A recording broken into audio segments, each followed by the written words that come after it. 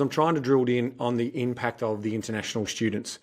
And so in 2024, between January and September of 2024, we had 824,000 international students arrive in Australia to study. Now, the federal government's capped that at 270,000 for this year.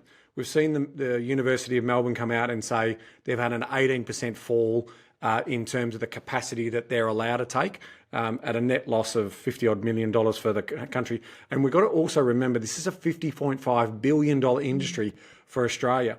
But if we're talking about what Melbourne received of that greater number of the 827,000, if I did some analysis on that, 30% of those international students come to Melbourne.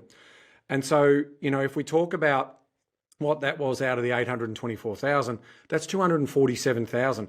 If we're capped at 270,000, that's only 81,000. So we've got a net loss there of potentially 166,000 international students in the Melbourne market. Now, if I do a 2.3% household formation size analysis on that, that's about 72,000 less dwellings that we might need. Have you got any sense of that data that's hitting your side of the fence in terms of some of the analysis you have around that? Well, I think we have seen, certainly in some of these student suburbs, a softening in demand, particularly rental demand. I think, though, that even with the decrease in international students, it's going to take a while for that to trickle through because, of course, students typically come to Australia for more than 1 year of study. Yes. They're often doing a 3 or 4 year degree. So the impact of the reduction in international student numbers, I think it's going to take longer to flow through.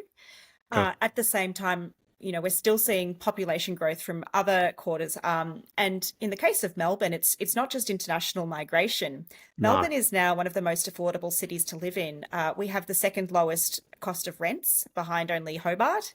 And, the actual median home price in Melbourne is well under most other capital cities as well. So it's now lower than Adelaide and Brisbane and Sydney, and it's on track to be lower than Perth within a few months.